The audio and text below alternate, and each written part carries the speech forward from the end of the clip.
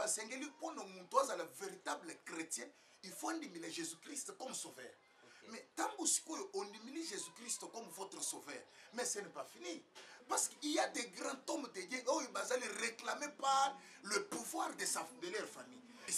Alors, quand on dit le Christ, qui s'attaque, la délivrance. Mais comment ceux qui ont dit Christ, c'est très bien. Pourquoi on dit dans l'église, pourquoi pourquoi mais prier, et ça doit perdre bien aimé, okozana kati ya bonheur, okolie malamu, mais ozali nyama moko basi déjà bakangi singa na kingu.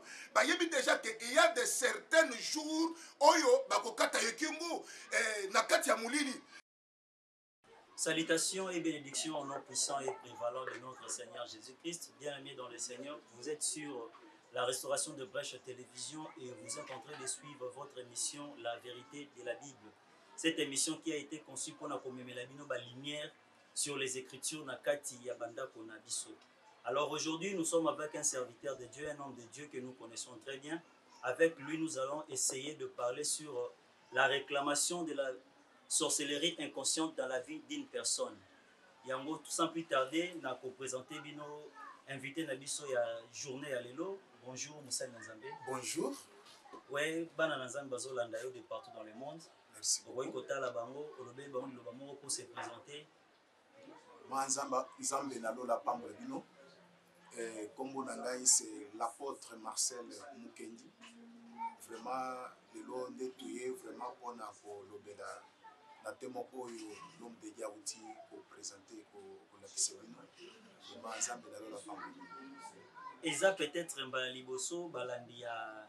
Restauration de Brèche Télévision baye bakolanda yo na ebité bakoye koyeba quand même lisolo ya apôtre Apocalypse aza ko evre wapi azanani pazosa azosala nini baye ba quand même oyo zali yambo bapesa lito ina bako na koyokana nazali vraiment moko na kati ya famille chrétienne nazali membre ya cette vision la restauration.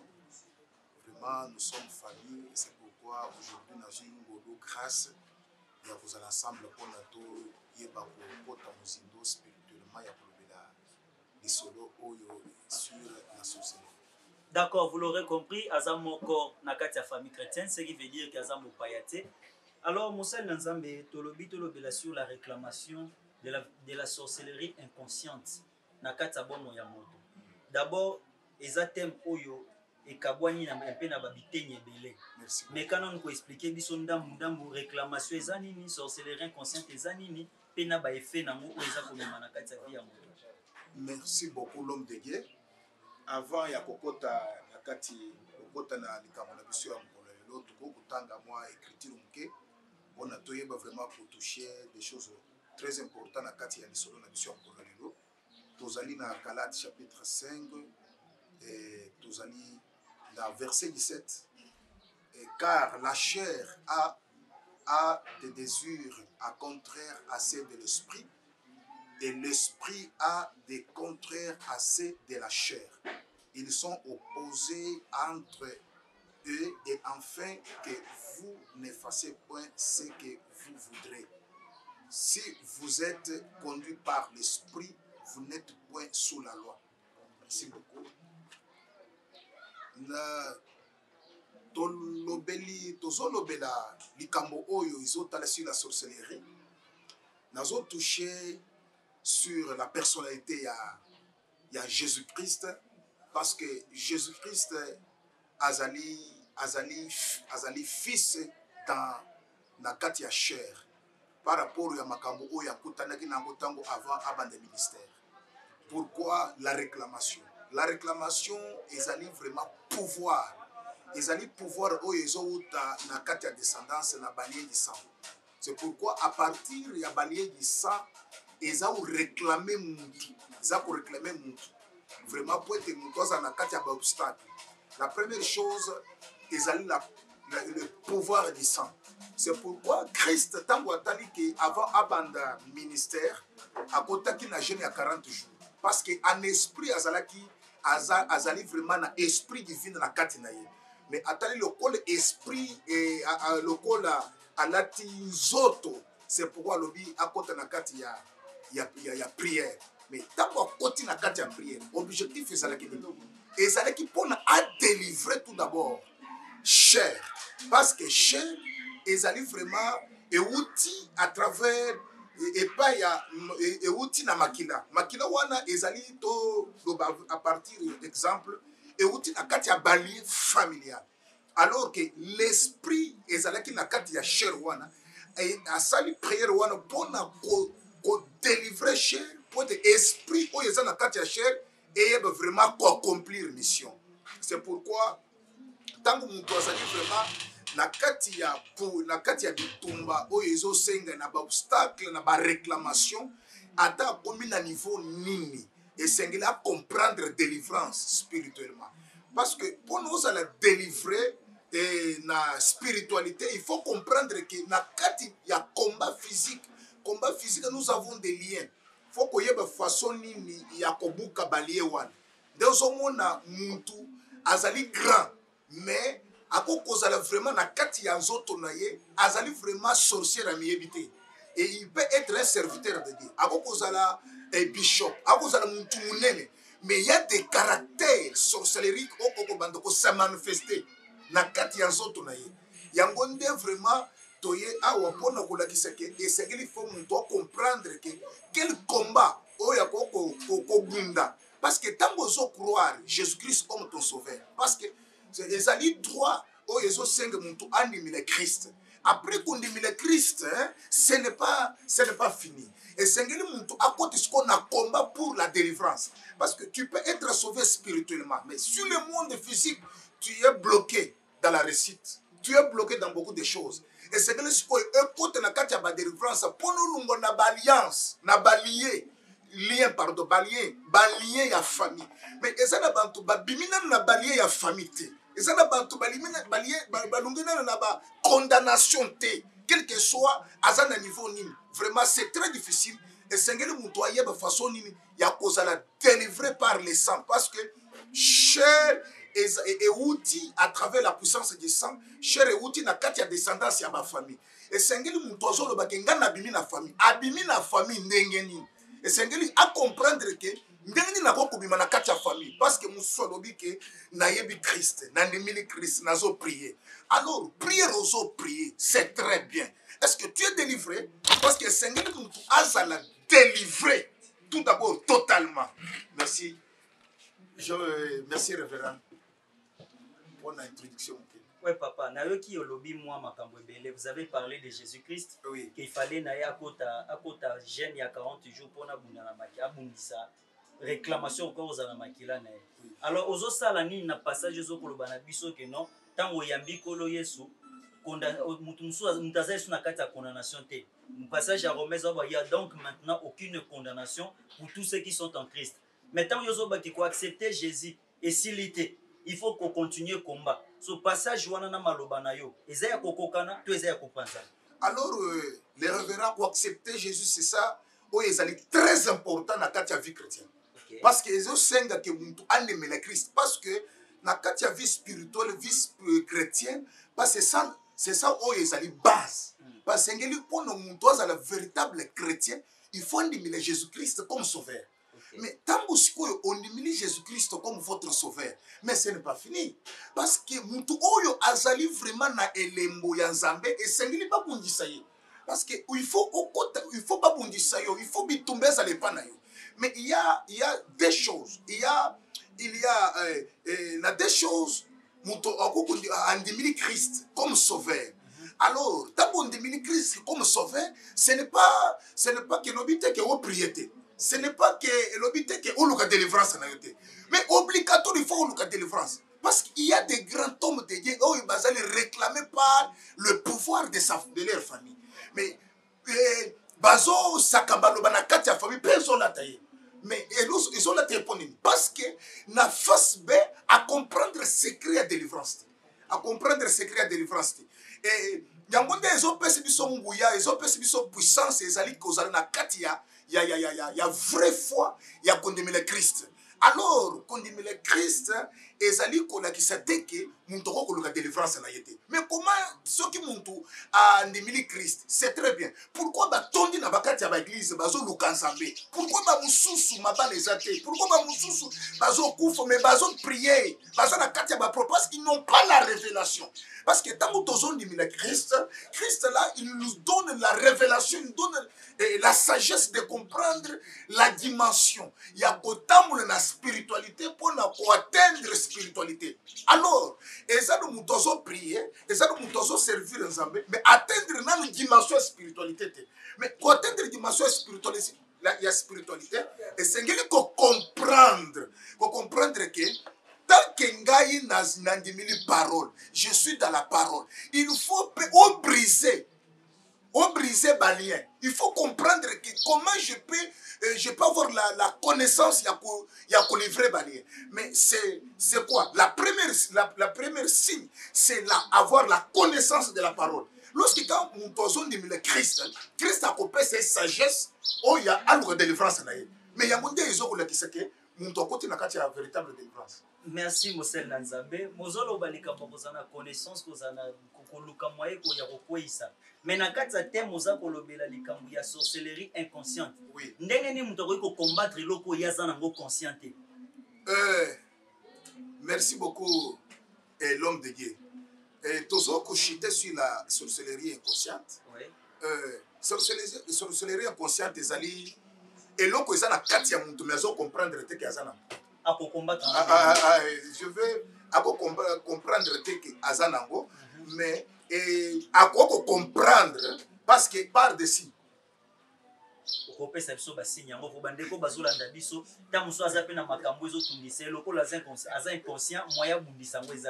Alors loko les ana basigno ko sala ke akota na kati ya compréhension peuple de Dieu za kolanda yo pesa bango basigno oyo akoki ko comprendre que azana sorcellerie inconsciente oyo ko kanga pe bo moina. Merci. Et na mutu moko exploiter na kati ya oyo ezosenga oyo ezotalisa malibala.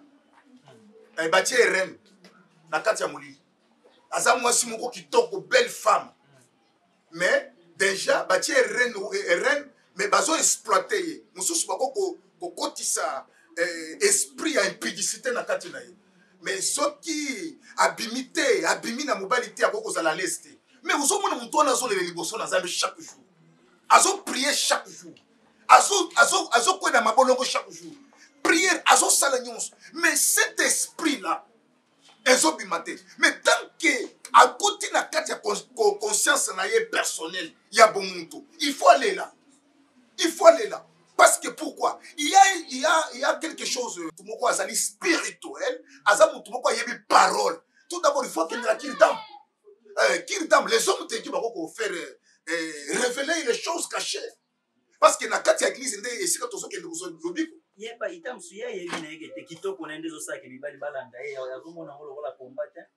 a des choses oyo ezali kitoko moko ya mema mutu na liwa. Parce que ezali eloko ezo na vie ya mutu. Mais physiquement boye eza malamu. Mais spirituellement c'est la mort. C'est pourquoi il y a des caractères.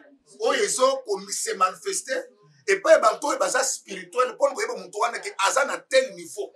Azana telle place, azana place telle. Mais na kati ya bantu nyonso bazaka sans spiritualité. Et ça kana ba mususu ko baza spirituel ba ko benga ndeko za na âge ozo suba na ndako. Mais ozo mona mwasi akomi mwasi likolo akei na libala mais na libala azo suba ka ko suba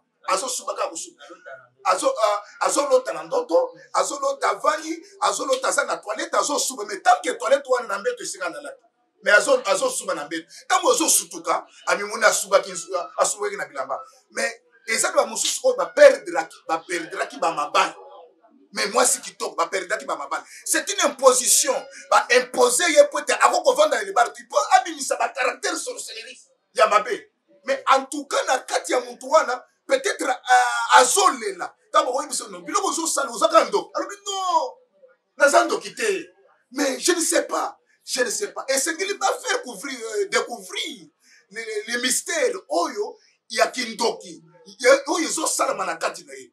Et ça na mususu pe akozala motema mabe ayi na bantu pamba pamba azolinga bomengo ya bantu mosusu te aza na esprit ya trahison. Ce sont des caractères ya sorcellerie inconscient. Eza na mosusu mpe aza na atangi makasi aza na badiplome nyonso mais tant que na ntango na ye mpona bazwa ye na mosala bazozwa ye na mosala te mais atangi mais peut-être na kati ya mundu ya ténèbre bakomisi ye mokonzi munene aza kodirige babiro mais on est en train d'exploiter son esprit. Bazo exploiter esprit na ye okomona mutu mususu tango abimi na tongo ozomona zui fatigue makasi moyen atambola eza te alobi no lelo nazoyoka nzoto na ngai ezalaki eza malaise nzoto na ngai eza malamu te naza na malaise makasi mais il faut pe à comprendre que pourquoi nzoto na ye eza malaise eza na basi mususu baza na basali mabale ya butu mais siko tango azobima na mwasi azobima na mobali na ye na butu wana ba exploiter nzoto na ye ozomona même tike na kati ya bomuntu boye pona bota eza te akobota te parce que eza na kobota mususu ezali compter sur l'alliance ya sorcellerie parce que mobali na ye ya butu aza na zuwa akondima te ke ye abotele mobali na ye ya ndako ezuwa ekozala makasi. C'est pourquoi ozomona ke eza na badivorce mosusu ezosalama ya mbala kata na kati ya bamariage e divorce wana soko olandeli yango eza spirituel eza spirituel. Pourquoi mobali na ye abutu aboyaki ke ye babala ete mobali wana eza na bamabali mosusu oyo na kati ya bafamille biso towuta babalisa mwana na esprit ya famille na bango bapesi mwana na bango balobi ke yo okobala te kote nyonso okende okobala te. Somo mwana wana azo vivre ba difficulté na kati ya vie na ye difficulté moko makasi mais esengeli ba découvrir eloko wana mais quelque chose ça bon quelque chose ça na beauté na ye kosa eloko moko te mais il faut ba délier ye ba lungula ye singa ya sorcellerie wana parce que asa sorcière parce que asa manipulé. C'est pourquoi pour nous yeba mutu ke asa sorcière okomona ba caractère oui, mon tour d'akobimisa. Il y a un monde qui a dit que mon tour d'asa sorcier. Mais il y a des celles où ils appellent doux de caractère, ils appellent dureté, ils appellent namakamoussou, ceux qui se manifester, il y a désagréable devant les autres. Donc, mon tour bongo, d'office, ils ont compté dans la carte à bateau, ils ont délivré. Donc, le lenga sorcellerie inconsciente, on peut vous faire dans la carte à bateau, ils ont doux de caractère, ou ils ont social devant bateau. Merci beaucoup, l'homme de Dieu. Et ça, la sorcellerie, la carte à sorcellerie inconsciente, parce que bantu mususu lokola mutu wana akomi sauveur ya famille akomi sauveur ya famille te na kati basali bundoki balobi ke muntu azwa mbongo il faut azala na mbongo ebele mpo na famille na biso nyonso ezala malamu nde komona muntu wana afuluki akena poto atongi bandaku asali makambo nyonso mais soki likambo ata eza ya moke likambo nyonso ya moke bakoyepa na ye bongo wana eza mabe to malamu eza mabe eza malamu te parce que aza exploité. Ok, vous allez continuer à chanter malamu parce que na région sali biso signe que merci beaucoup comme manasuka na ebito ko vraiment pour conclure nini. Comprenez, il s'appelle l'apôtre Apocalypse. Pour comprendre, vous aurez le temps de remettre na ye. Papa totikeli autant pendant 3 minutes. Merci. Au sein la biso résumé à nyoso rotu koloba. Popé sabana nzambe bazolanda yo ba piste oyo nini bakoyi kolandela pona kozwa délivrance. Et ce qui numéro na yo ezali okoyi kopesa bana nzambe dolenge nini bakoyi kozela yo TVZ. Bien-aimé de le Seigneur, on dimela Jésus-Christ ezali eloko moko très important parce que tant qu'on dimili Christ te oza musambelité. Mais yeba ke na kati ya spiritualité il faut luka délivrance. Parce que ça na batu mususu baza ko mipesa na kati ya oyo ezotalisa ma délivrance te. Délivrance ezali continuer na vie ya mutu.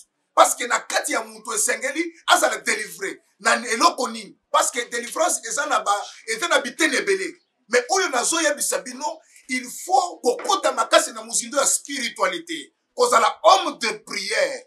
Et deuxième chose, il faut uzala mutu moko nzambe azolobela parce que makambo oyo ozali ko vivre ata oza na poto ata oza na Allemagne ata oza wapi yeba ke okimi famille te parce que na singa ya famille eza na kingo na yo. Et il faut comprendre parce que tant que mutu andimili Christ akopesa ye boyebi parce que Christ c'est le maître de la délivrance akopesa ye boyebi ako comprendre esika bitumba na ye utaki esika bitumba na ye kutaki bien aimé okoza na kati ya bonheur okolia malamu mais ozali nyama moko basi déjà bakangi singa na kingu bayebi déjà que il y a de certains jours oyo bakokata ye kingu na kati ya mulili. Et c'est pourquoi il faut omipesa makasi na kati ya prière pour te comprendre ba caractère yozo na kati ya afficher. Et ça ba caractère naturel oyo euti na pensée na yo personnel na caractère na yo mais ou ezana ba pensée oyo ezo uta na kati ya exploitation parce que ezana ba caractère moko mais na kati na yo osana mabete mais bazona tisio ba caractère wana pona bantu balinga yo te mais ozo koma na bisika ya musala osana ba ennemi ebele soki esika yo ozo koma monika bato nyonso baza contre yo yeba ke Satan azo utiliser yo yeba ke la kati na yo na kati ya makila na yo il y a la réclamation la kati ya makila na yo oza ndoki oyo est consciente parce que bato mususu baza bandoki peut-être oyo apumbwa te mais baza na bandoki parce que baza ko exploiter bazo exploiter bango par la loi de la famille. La loi de la famille, pourquoi? Parce que na kati ya libwata na ye batiki ven moko na kati ya sana ye parce que oko uta na libwata moko ya bandoki libwata moko ya bandoki mais tamo bino bozo botama na kati ya makila na bino boza kane kindoki mais il faut chercher la délivrance. Que le Seigneur vous bénisse.